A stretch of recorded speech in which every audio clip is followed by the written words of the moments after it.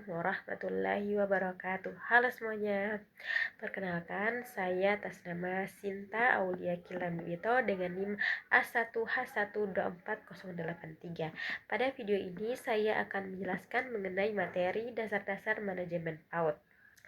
Baik, langsung saja kita akan masuk ke materinya. Yang pertama mengenai hakikat pendidikan anak usia dini PAUD pada bab 1, di mana secara yuridis formal pada Undang-Undang Nomor 20 Tahun 2003 pada pasal 28 ayat 1 disebutkan bahwa pendidikan anak usia dini PAUD adalah pendidikan yang diselenggarakan bagi anak sejak lahir hingga usia 6 tahun dan bukan merupakan persyaratan untuk mengikuti pendidikan dasar. Pada pasal 1 ayat 14 ditegaskan bahwa PAUD adalah suatu upaya pembinaan yang ditujukan kepada anak usia lahir hingga 6 tahun yang dilakukan melalui pemberian rangsangan pendidikan untuk membantu pertumbuhan dan perkembangan jasmani dan rohani anak agar memiliki kesiapan dalam memasuki pendidikan lebih lanjut. Secara kelembagaan, PAUD di Indonesia diselenggarakan melalui 3 jalur. Yang pertama, jalur formal, di mana terdiri dari Taman Kanak-kanak atau TK dan Raudatul Atfal atau RA untuk anak usia 4-6 tahun. Yang kedua, jalur non-formal, Pos PAUD Bina Keluarga Balita, BKB, Taman Penitipan Anak, TPA, atau daycare usia 2 bulan hingga 5 tahun, kelompok bermain atau KB atau playgroup usia 3-4 tahun, dan satuan PAUD sejenis. Yang ketiga, jalur informal, PAUD yang diselenggarakan di lingkungan keluarga untuk usia 0-2 tahun. Ada 9 kecerdasan yang perlu dikembangkan. Sebelum kita membahas mengenai 9 kecerdasan tersebut, kita harus mengetahui dulu apa itu kecerdasan. Kecerdasan adalah kemampuan yang dimiliki oleh seseorang yang ditujukan oleh pemikiran dan perilakunya pada suatu bidang. Kecerdasan-kecerdasan yang diharapkan ada di diri anak usia dini setelah menempuh kegiatan belajar di lembaga PAUD itu antara lain yang pertama, kecerdasan spiritual atau kemampuan memahami makna hidup. Yang kedua, kecerdasan emosional atau kemampuan dalam memahami dan mengontrol emosi. Yang ketiga, kecerdasan interpersonal atau kemampuan untuk berinteraksi. Yang keempat, kecerdasan kinestetis atau kemampuan dalam beraktivitas atau bergerak seperti olahraga. Yang kelima, kecerdasan verbal linguistik atau kemampuan dalam berbahasa dengan baik. Yang keenam, kecerdasan visual spasial atau kemampuan memahami ruang dan bentuk. Ketujuh, kecerdasan logis matematis atau kemampuan untuk memecahkan masalah. 8, kecerdasan natural atau kemampuan untuk mengenal alam. Yang kesembilan, kecerdasan musikal atau kemampuan untuk membaca nada ritme dalam suatu lagu. Di PAUD terdapat tujuan umum dan tujuan khusus. Tujuan umum itu adalah untuk menumbuh kembangkan aspek fisik dan psikis pada anak usia dini agar menjadi generasi bangsa yang beriman, bertakwa, berakhlak mulia, sehat, cerdas, dan Pancasilais. Tujuan PAUD secara khusus itu terdiri dari yang pertama, memperbaiki kualitas fisik dan mental atau psikis generasi bangsa. Yang kedua, membantu orang tua dalam mendidik anak-anaknya. Yang ketiga, menyiapkan anak usia dini untuk memasuki jenjang pendidikan dasar. Yang keempat, membentuk generasi bangsa yang berkarakter. Selain tujuan dari penyelenggaraan PAUD, ada juga fungsi dari penyelenggaraan PAUD bagi anak usia dini. Yang pertama, seluruh kemampuan yang dimiliki anak dapat berkembang sesuai dengan tahapan perkembangan anak. Kedua, anak mengenal dunia sekitar seperti tumbuhan, binatang, dan berbagai benda mati yang ada di sekitarnya.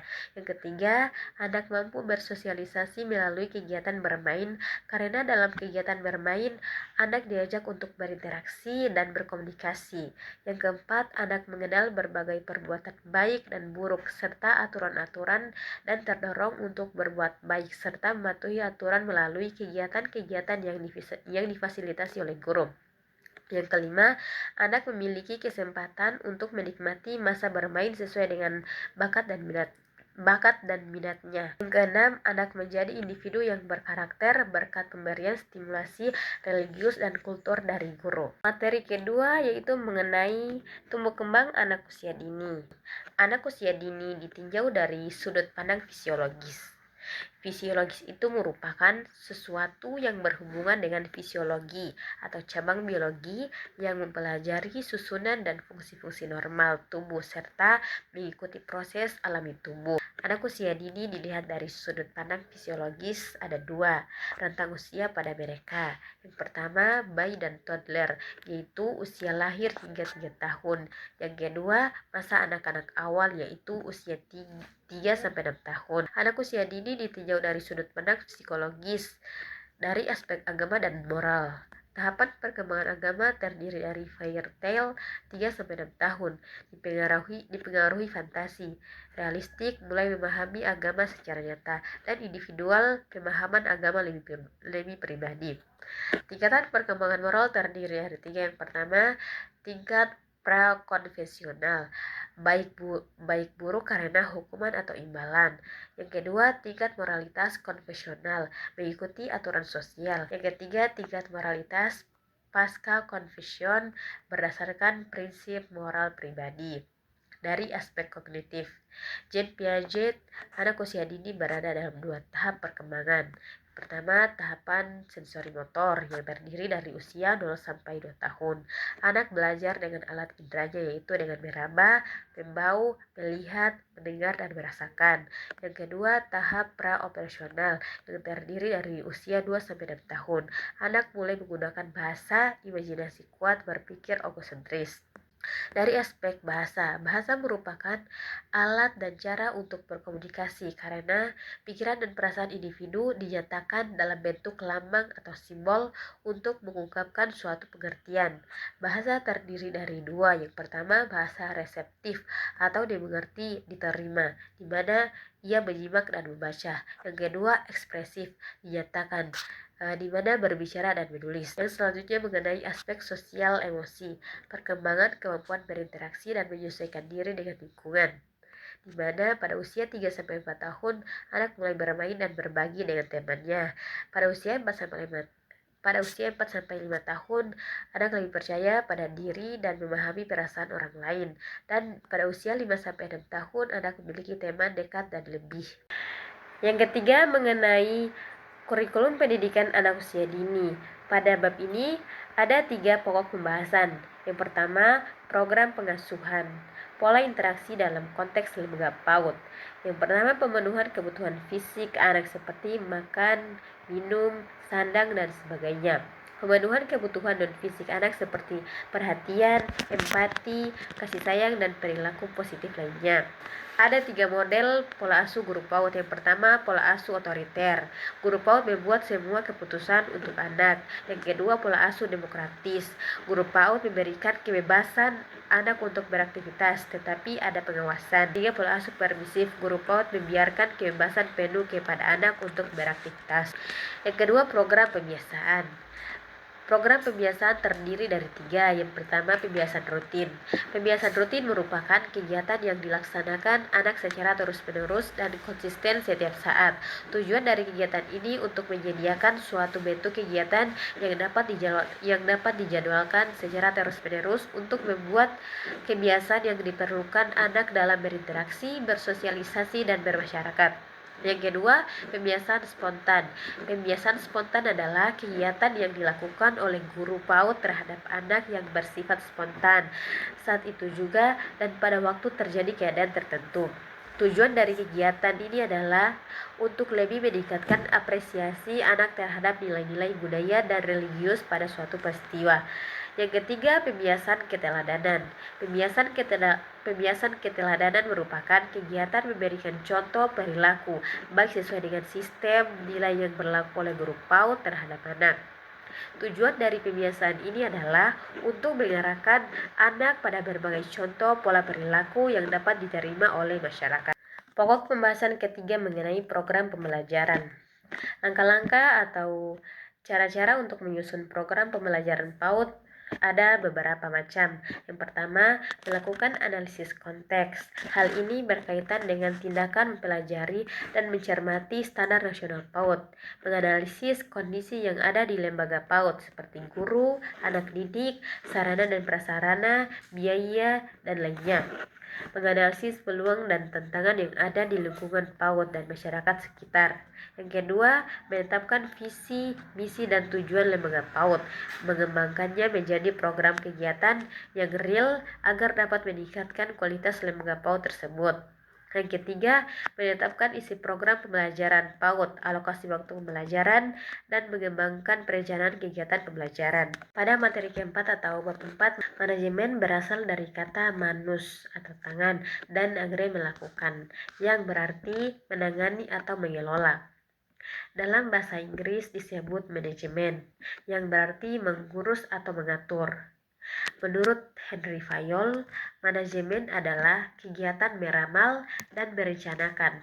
Secara umum, manajemen diartikan sebagai proses mengelola atau mengatur suatu kegiatan untuk mencapai tujuan tertentu.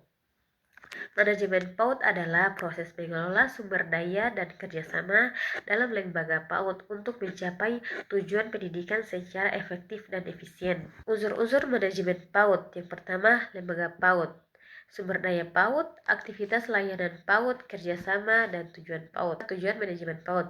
Secara umum, tujuan diselenggarakannya manajemen PAUD adalah agar dapat tercipta kerjasama yang baik dan harmonis dalam memberdayakan segala sumber, baik sumber manusia maupun material atau non-manusia, sehingga dapat dimanfaatkan secara optimal untuk menunjang tercapainya tujuan PAUD secara efektif dan efisien.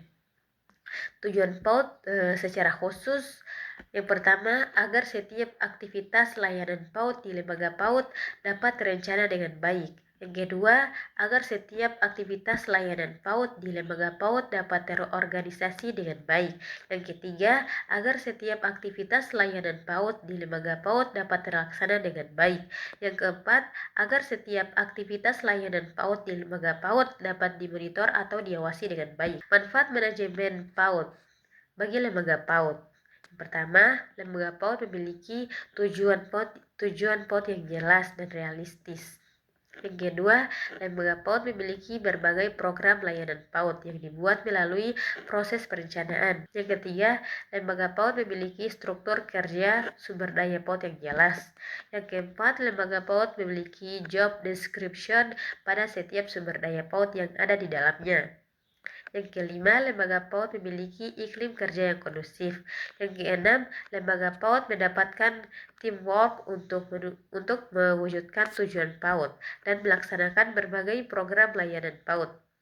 Yang ketujuh, lembaga PAUD memiliki alat untuk mengukur keberhasilan pencapaian tujuan PAUD. Yang kedelapan, lembaga PAUD mendapatkan berbagai bahan masukan dari kegiatan pengawasan dan penilaian untuk melakukan upaya perbaikan berkelanjutan.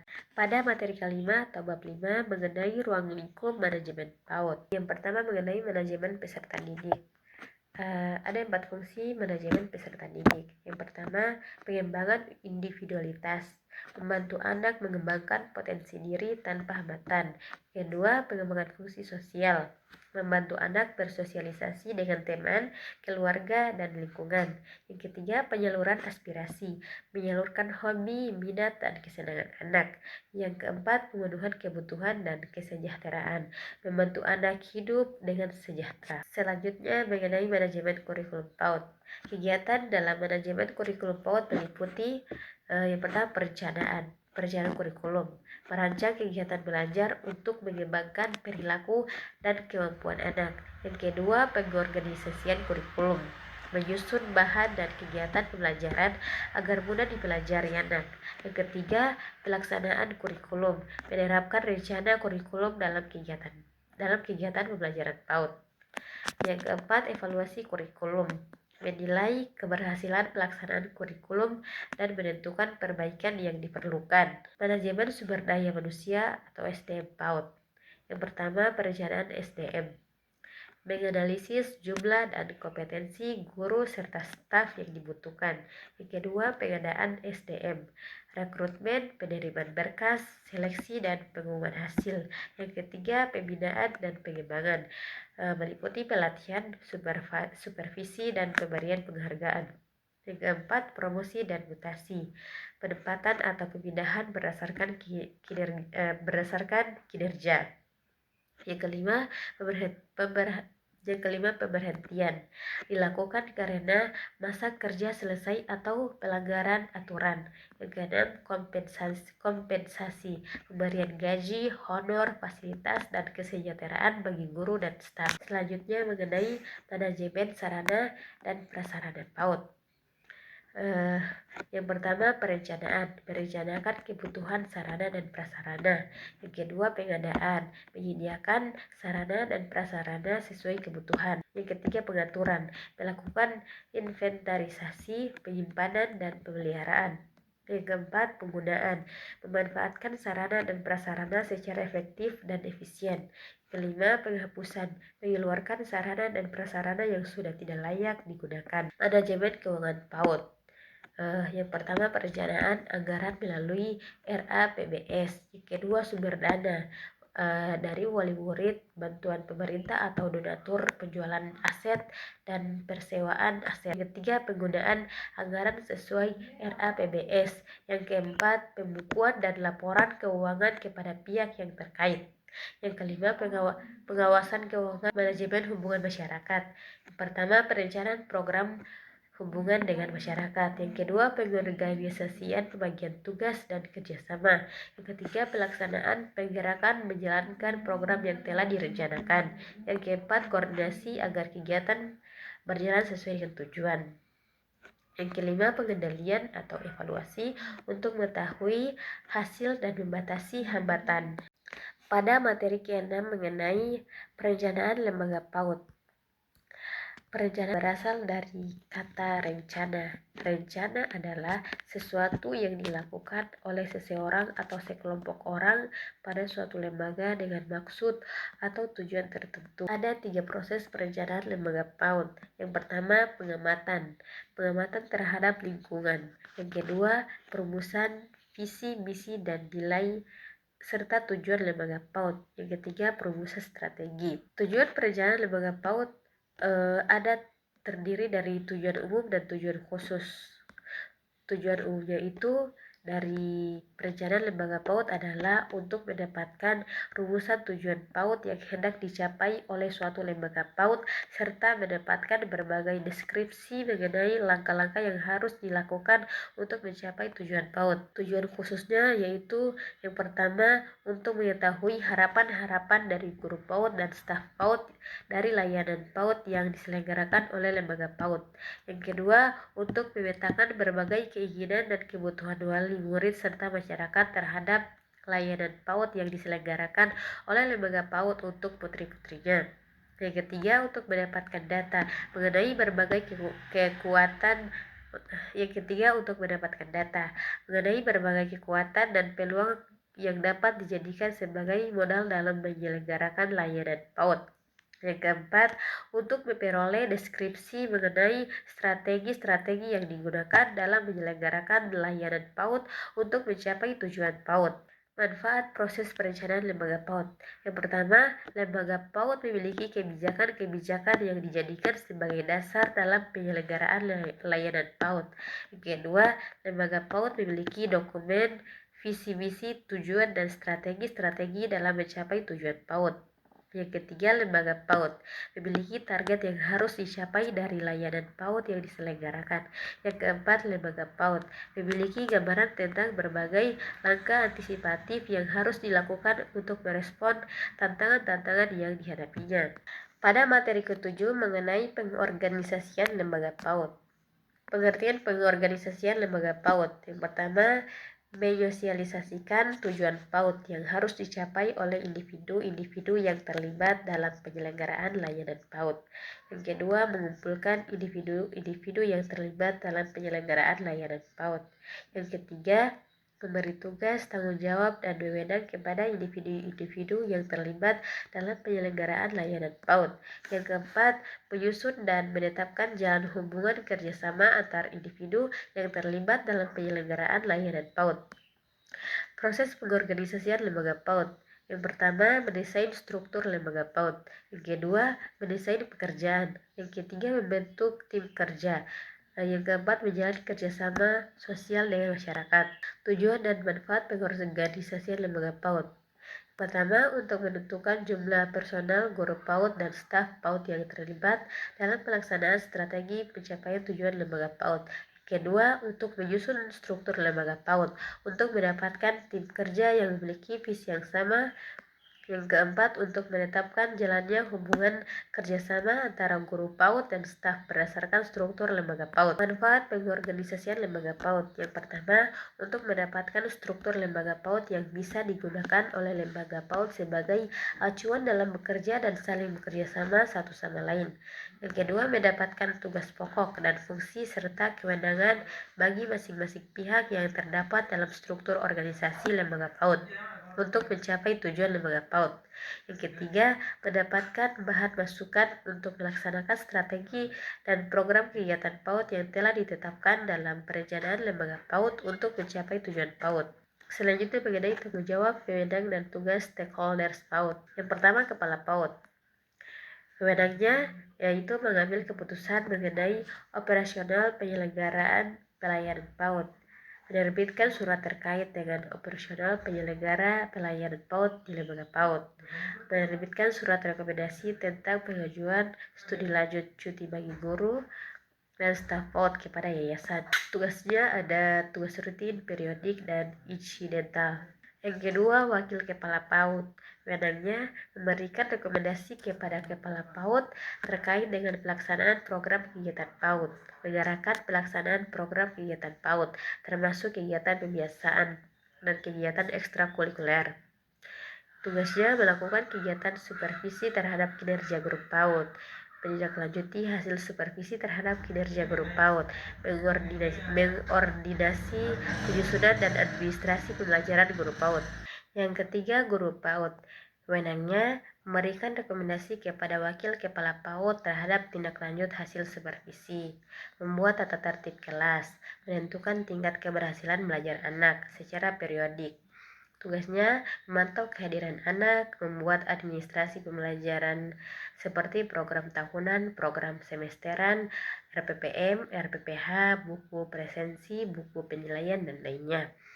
Yang keempat, penanggung jawab kegiatan pembiasaan. Wewenangnya penanggung jawab kegiatan pembiasaan antara lain yaitu menyusun program pembiasaan dan merekomendasikan kepada Wakil Kepala PAUD mengenai pembinaan anak yang belum mengikuti kegiatan pembiasaan dengan baik. Tugasnya melaksanakan kegiatan pembiasaan yang telah disusun dalam kegiatan perencanaan lembaga PAUD, memantau kegiatan pembiasaan. Yang kelima, penanggung jawab kegiatan ekstrakurikuler. Wewenangnya penanggung jawab kegiatan ekstrakurikuler antara lain yaitu membuat program ekstrakurikuler, merekomendasikan calon pelatih ekstrakurikuler, dan mengusulkan pengadaan sarana dan prasarana kegiatan ekstrakurikuler. Tugasnya mengawal pelaksanaan kegiatan ekstrakurikuler, mendokumentasi arsip kegiatan ekstrakurikuler, mengadakan evaluasi kegiatan ekstrakurikuler, serta pengelolaan sarana dan prasarana ekstrakurikuler yang telah tersedia. Yang keenam, staf PAUD. Wewenangnya antara lain membuat program kegiatan administrasi lembaga PAUD serta membuat instrumen administrasi lembaga PAUD. Tugasnya mengelola dokumen lembaga PAUD, mengingatkan agenda rapat kepada Kepala PAUD, menyiapkan administrasi lembaga PAUD. Yang ketujuh, office boy atau office girl atau gardener. Wewenangnya yaitu bertanggung jawab kepada Kepala PAUD atas pelaksanaan kebersihan, kerapian, keindahan, kenyamanan, dan kerindangan. Tugasnya yaitu membuka dan mencuci jendela ruangan, menyiapkan logistik seperti minuman, makanan, serta hidangan tamu, membersihkan ruangan sesuai dengan jadwal, mengontrol persediaan air, memberikan peralatan rumah tangga. Pada materi ke-8 mengenai kepemimpinan Kepala PAUD. Kepemimpinan merupakan proses memengaruhi dalam menentukan tujuan lembaga PAUD, memotivasi perilaku guru PAUD dan staf PAUD untuk mencapai tujuan PAUD, serta memengaruhi untuk melakukan upaya perbaikan berkelanjutan dalam penyelenggaraan layanan PAUD. Upaya seseorang kepala PAUD sebagai pemimpin di lembaga PAUD. Yang pertama, memimpin dengan memberikan teladan bagi guru PAUD dan staf PAUD serta stakeholders lainnya. Yang kedua, bekerja mencapai tujuan lembaga PAUD dalam kerangka pikir waktu yang panjang. Yang ketiga, melakukan komunikasi dengan guru PAUD dan staf PAUD serta stakeholders. Yang keempat, memberikan kesempatan kepada guru dan staf PAUD untuk berpendapat. Yang kelima, memberikan kepercayaan dan wewenang pada guru PAUD untuk melaksanakan suatu program kegiatan.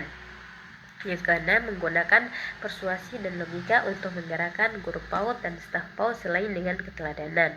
Yang ketujuh, tidak berupaya menjadi pahlawan, tetapi menciptakan dan melahirkan pahlawan-pahlawan. Yang kedelapan, memberikan kejelasan visi bersama yang akan dicapai serta langkah-langkah perubahan yang akan dilakukan. Kepemimpinan Kepala PAUD sebagai komunikator dalam pelaksanaan program kegiatan PAUD. Cara yang dapat dilakukan Kepala PAUD agar komunikasi di lembaga PAUD berjalan dengan baik.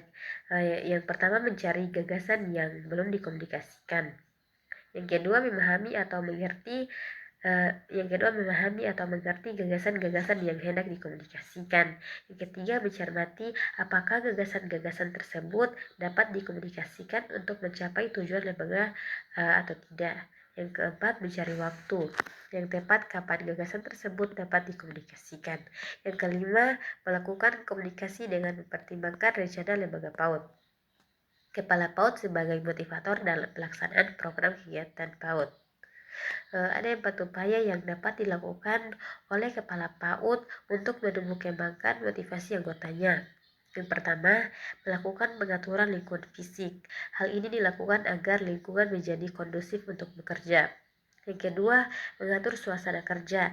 Hal ini dilakukan agar tercapai suasana kerja yang tenang dan menyenangkan. Yang ketiga, membudayakan disiplin kerja. Yang keempat, memberikan pelayanan kepada anggota secara berkesinambungan. Materi ke-9 atau pada bab 9 mengenai pengawasan oleh Kepala PAUD. Pengawasan merupakan fungsi manajemen yang dilakukan setelah Kepala PAUD menyusun rencana lembaga PAUD, mengorganisasikan lembaga PAUD, dan melaksanakan praktik kepemimpinan untuk mewujudkan rencana lembaga PAUD. Tujuan pengawasan PAUD yang pertama, untuk menentukan tingkat keberhasilan guru PAUD dan staf PAUD dalam melaksanakan program kegiatan PAUD. Yang kedua, untuk mengetahui faktor-faktor yang dapat menghambat pelaksanaan program kegiatan PAUD. Yang ketiga, untuk mendapatkan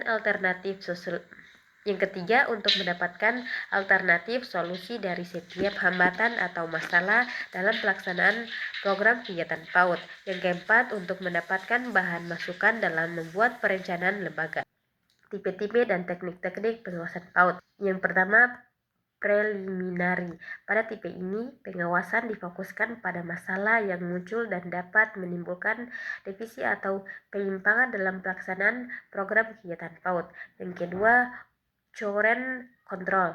Pada tipe ini, pengawasan dilakukan secara langsung untuk mengetahui apakah suatu program kegiatan PAUD sudah dilaksanakan sesuai dengan mekanisme atau prosedur yang telah ditetapkan atau belum. Yang ketiga, feedback control. Pada tipe ini, pengawasan dilakukan dengan mengamati, mengukur, ataupun menilai hasil kerja setiap individu yang ada di lembaga PAUD, khususnya guru PAUD. Tahap-tahap pengawasan PAUD terdiri dari yang pertama, menentukan objek pengawasan. Yang kedua, menentukan titik atau bagian-bagian yang strategis dari objek yang diamati. Yang ketiga, menentukan standar atau kriteria, norma-norma, serta ukuran-ukuran yang akan digunakan secara tegas.